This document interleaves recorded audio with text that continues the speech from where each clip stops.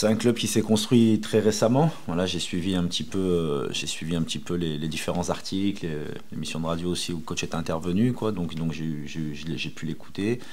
Et c'est des garçons que j'ai déjà croisés aussi, euh, et qui sont supporters du club aussi. Donc il y a pas de particularité là-dessus, en fait. Ça reste un match de Coupe de France et il faut se qualifier. Ah, c'est normal parce que c'est la magie, comme on dit souvent, c'est la magie de la Coupe de France. Donc dès qu'on tire un adversaire qui est plus important ou beaucoup plus important, on n'a qu'une envie, c'est de briller.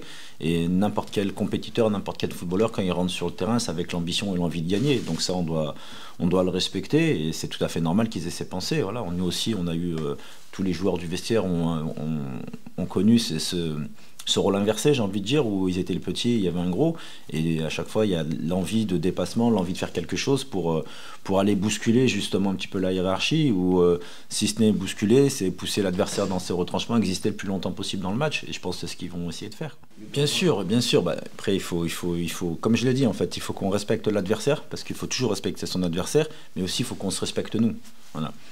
Après, concernant Nîmes, sur l'aspect de durcir les choses, alors il y a eu beaucoup d'aménagements, beaucoup de choses qui ont bougé. Et sur l'aspect défaillance d'engagement, on va dire. Donc là, il faut qu'on réponde présent, mais il ne faut pas répondre présent demain. Maintenant, on sait qu'on a une série de 3 matchs qui arrivent, la Coupe et 2 matchs de championnat.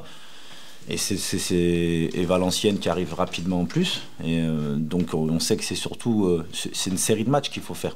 C'est une série de matchs et ça commence dès demain et surtout contre Valenciennes aussi. Mais il ne faut pas penser à Valenciennes et galvauder Besançon-Espérance. Voilà, il faut vraiment qu'on fasse ce qu'il faut. Après, concernant le match de Nîmes, on en a beaucoup parlé. Vous en avez beaucoup parlé aussi. Et il faut... On n'est pas content de ce qu'on produit sur le terrain. On n'est pas content. Voilà, on n'est pas content. L'entraîneur que je suis, bah, c'est normal qu'il fasse beaucoup de choses pour essayer d'inverser la tendance. Et comme je l'avais expliqué, quand on a des prémices d'amélioration dans le jeu, on a quelques déceptions derrière. Ce qui n'empêche pas que sur certains points, parce que souvent on met beaucoup en avant ce qui va moins bien, et c'est normal, parce qu'il faut que ce qui va moins bien, on le travaille, et c'est tout à fait normal. Mais parfois, on oublie aussi que l'année dernière, ce qui a été un grand point faible de l'équipe, ça a été sa défense. Donc aujourd'hui, on est deuxième défense du championnat. Voilà. Ça fait 3 matchs on a pris un but en 3 matchs, qu'on est invaincu à l'extérieur, alors ça fait 3 déplacements. Et c'est vrai qu'on a toujours tendance à noircir le tableau, et c'est vrai. Et par rapport à ça, c'est normal parce qu'on est exigeant. Et quand on est exigeant, il faut regarder ce qui ne va pas. Parce qu'il ne faut pas se gargariser de ce qui va, il faut regarder ce qui ne va pas pour améliorer ce qui ne va pas. On va devoir faire, dès demain, on va faire un essai, donc on va voir ce que ça donne. Et puis l'essai qu'on va faire demain, c'est un essai en sachant qu'on a 3 garçons qui ne sont pas là, qui sont en sélection. Parce que sinon, je pense qu'il y a peut-être un garçon qui sera en sélection qui rejoue à ce poste-là. C'est pas le cas. Et il va revenir très tardivement. Je pense à Boris Moltenis, en fait. Il va revenir très tardivement dans la semaine. Parce qu'il joue. Il revient jeudi, Boris. Il revient jeudi. Oui, il revient la veille du match. Jeudi prochain, il revient. Jeudi prochain, ouais. Donc, c'est ces petites choses-là. Là, on a Dim Liénard hier qui a pris 2 fois le même coup au même endroit, sur le 5e méta. Donc. On va croiser les doigts. Maintenant, voilà, on va attendre le résultat des examens. On a plein de petites choses comme ça toutes les semaines. Mais c'est pas un hasard. Il n'y a pas de hasard. C'est pas un hasard. Et par rapport à ça, il faut qu'on arrive à enchaîner, en fait. J'aimerais enchaîner 2 fois un match avec la même équipe, avec le même 11.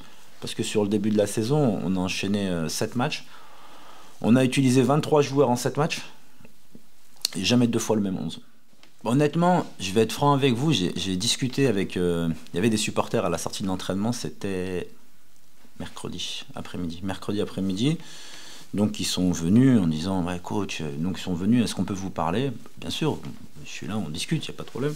Et donc on échange ensemble et ils me disent, oui, qu'est-ce que vous en pensez? C'est vrai ce qu'on a fait à Nîmes? Je leur dis, mais bien sûr, ce qu'on fait, c'est pas suffisant.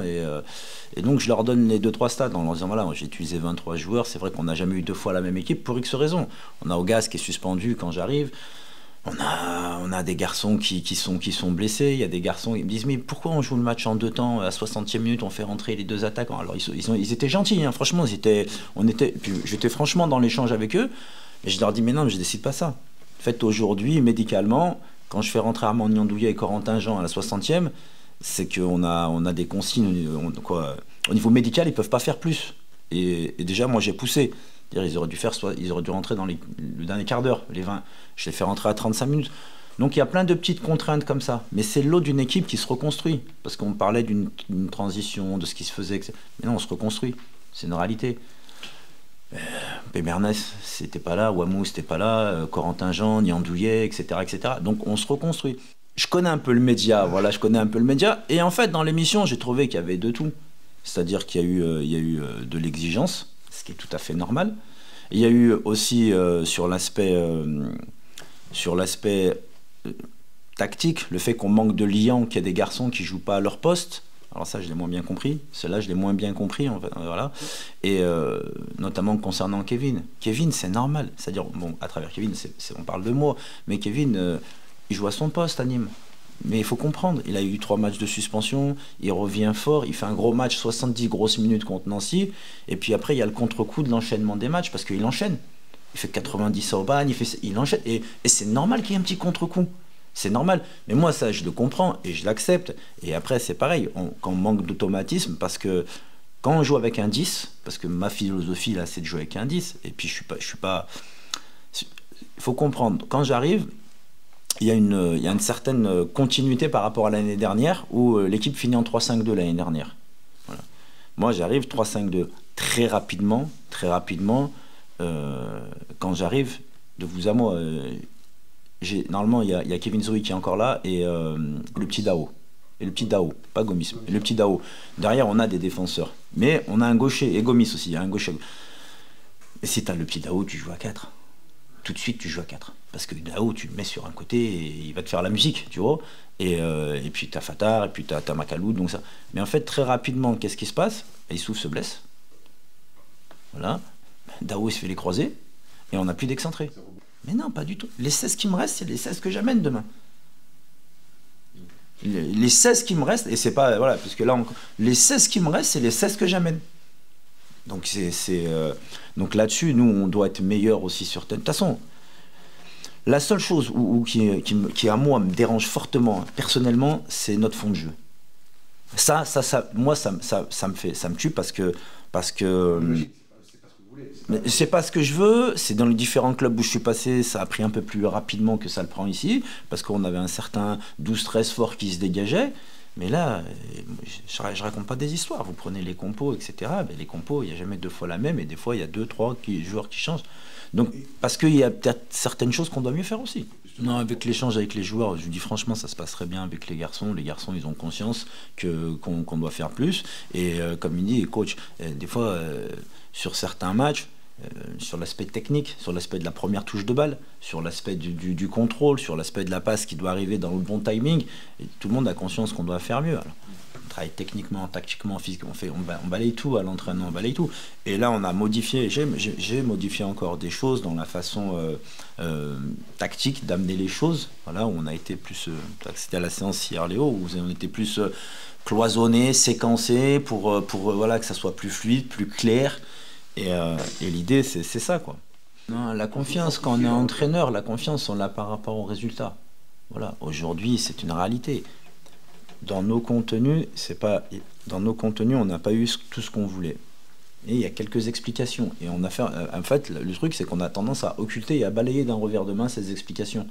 Et que par rapport à ça, on sait qu'on est tributaire des résultats. Un coach, il est toujours à 5-6 matchs de son destin. C'est comme ça. C'est notre métier, il est comme ça. On sait qu'on est à 5-6 matchs de notre destin. Mais si on avait fait 7 défaites, ou 3 défaites, ou 4 défaites consécutives, etc., on va gagner. Alors, on perd contre Nancy, un match qu'on n'aurait jamais dû perdre. Et souvent, on parle de ce match de Nancy, mais c'est un match bascule. Voilà, parce que... Mais on l'a perdu, donc on ne va pas revenir dessus. Derrière, on gagne avec des valeurs à Aubagne. On fait un nul. Je pense au point, on méritait mieux contre Orléans. Et après, accident ou marche en arrière. Alors, accident, je veux dire, parce que voilà, accident à Nîmes. Par rapport à ça, les attentes... je vais pas inventer un nouveau mot, mais les attentes, on va dire, vos attentes à vous en termes de médias, les attentes des réseaux sociaux, oui. Moi, je vous trouve pas, honnêtement, alors je vais prendre peut-être les gens à contre-pied, mais je vous trouve relativement juste dans vos analyses. Je vous trouve pas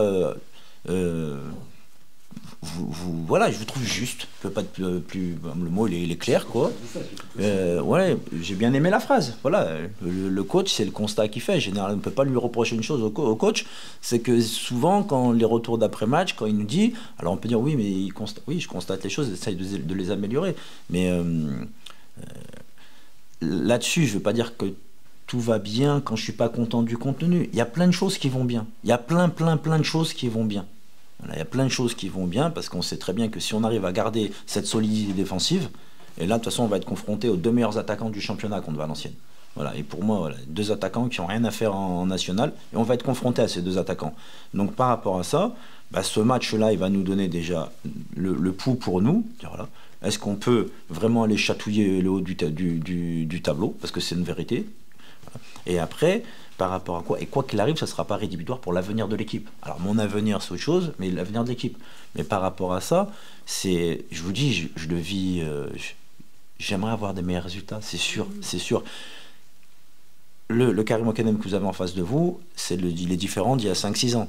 Voilà, la première fois que j'étais confronté à ça et que c'était un petit peu, bah, peut-être que humainement, dans le ressenti, en termes d'échange, j'aurais sûrement pas parlé comme ça avec vous, comme je le parle actuellement. Mais aujourd'hui, c'est une réalité. On vit dans un monde où voilà, il y a des attentes qui sont continuelles. Et à Sochaux, et je vous prends tous les clubs du national, c'est à Sochaux qu'il y a le plus d'attentes. Il y a plus d'attentes à Sochaux qu'à Valenciennes, c'est à Sochaux qu'il y a le plus d'attentes. En signant ici, je le savais où je signais, voilà, je savais où je mettais les pieds, donc je savais qu'il allait avoir ce type de comportement. Quand les supporters ils viennent à 25 au deuxième match, moi je savais que ça allait se passer comme ça. Ouais, bien sûr, il faut jouer le match à fond, voilà, on est professionnel. De toute façon, la coupe en plus c'est important parce que ça peut donner aussi une dynamique positive pour le championnat.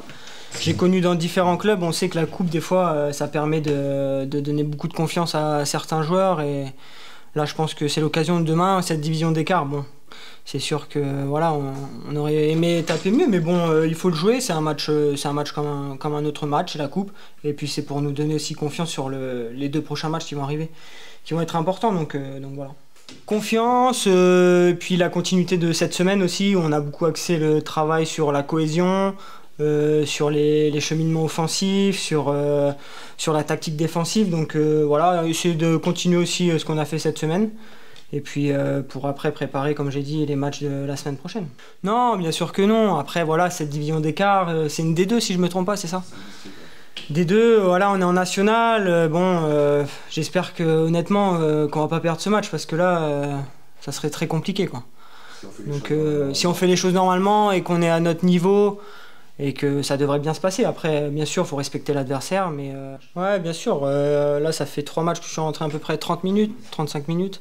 Ça faisait plus d'1 an que j'avais pas enchaîné 3 matchs comme ça. Donc là, il y a ce match-là qui me permet aussi de physiquement continuer ma progression et puis pour après être apte pour le championnat. Donc bien sûr que pour moi, c'est important, surtout sur la condition physique. Ouais, c'est à nous voilà, de se mettre en confiance, de trouver des cheminements, des liens, des relations avec les collègues. Il y a encore un peu de casse, mais bon, le coach va essayer d'aligner, je pense que la meilleure équipe possible. Mais bon, c'est aussi l'occasion aussi de se connaître un peu plus dans le jeu, de trouver des cheminements, une touche, deux touches pour aller vite. Et c'est surtout ce qui nous a manqué contre Nîmes, où le contenu était moyen. Donc voilà, c'est l'occasion aussi de ça.